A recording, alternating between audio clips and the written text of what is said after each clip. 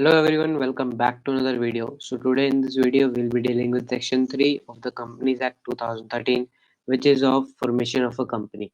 I have downloaded this PDF from MCA website and I will share the link of the same in the description box for a reference and you may check it from there. So section 3 says that a company may be formed for any lawful purpose. Here this word may is for these subclauses and not for the lawful purpose, as the rule of harmonious construction applies here, and a company can only be formed for only lawful purpose and not an unlawful purpose. So a company may be formed for any lawful purpose by seven or more persons where the company is to be formed as a public company, two or more persons where the company is a private company, and one person where the company is an OPC, that is one person company. So minimum number of members in public company is 7 and minimum number of members in private company is 2, and OPC there is only a single member. So a company may be formed by these number of members by subscribing their names or his name. Here their name is for public and private company, whereas his name is for the one person, the OPC company, where is only a single person is a member. So a company formed by these members by subscribing their names or his name to a memorandum and complying with the requirements of this act in respect of registration. So a company may be formed by these such minimum number of members by fulfilling such conditions as are prescribed. Now this section also provides for conditions for a nomination clause in case of one person company. It provides that the memorandum of one person company shall indicate the name of the other person. The other person is the nominee.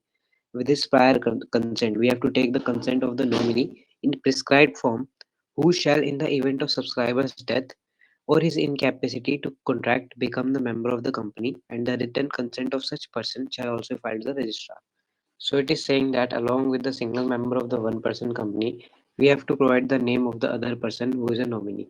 And this nominee shall become the member if the member of the company dies or becomes incapable to contract. And before giving this other person's name as nominee, we have to take his consent and we have to file the same with the registrar at the time of incorporation of the OPC. And also we have to record the same in the memorandum and articles. Now, to explain better with the provisions of Section 3, I am referring to this material of Harsh Gupta sir.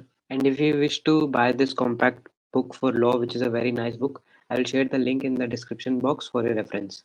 So, as we read that, we have to file the nomination in INC 32 and the written consent of the nominee, and we have to file this the same in ROC, and also you have to record in the memorandum and articles at the time of incorporation of company.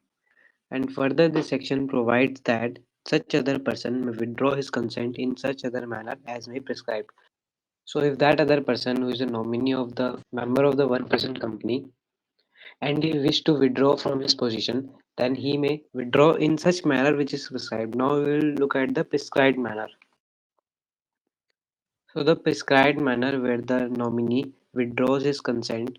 First of all, nominee should intimate to member that he is withdrawing his consent, and the member, after the intimation being received, shall intimate to the company within 15 days nominate a new person as his nominee, and also again he have to obtain his consent in the form INC3 and submit to the company. And after the consent of new nominee being received by the company has to file with the ROC within 30 days INC4, that is the change in the nomination clause, as well as he will have to file the intimation which was received in INC3 from the new nominee.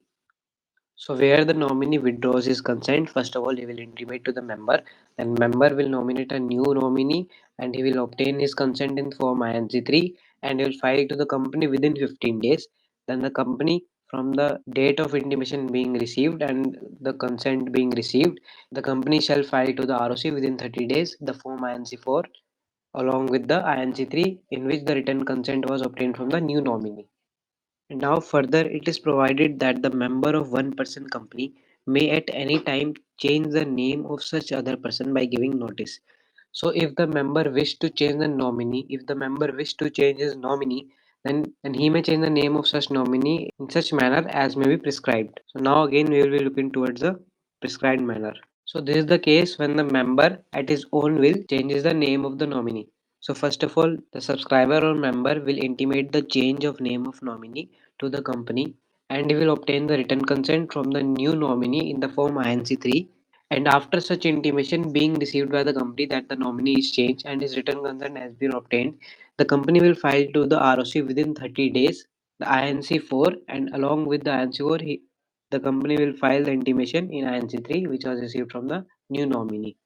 Now the last case which we have is that if the member dies or becomes incapable to contract, then nominee will become the member who was first nominated by the member as the nominee.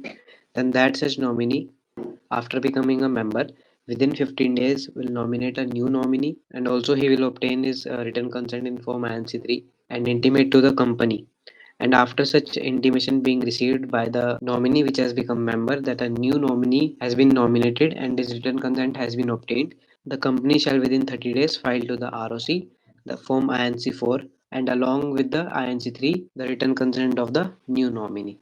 So these two last cases were similar to each other, as this procedure of taking the consent of new nominee in INC3 and intimating the company within 15 days, and further the company intimating to ROC and filing INC4 along with the INC3 is similar. And further, this provision also says that the company shall intimate to the registrar any such change in such time and in such manner as may prescribed. As we saw all the four cases, and we understood that in which time the company has to file to the ROC and in which manner. So that was it for the section 3 of the Companies Act 2013, and in the next video we will be covering section 3A. So that was it for today.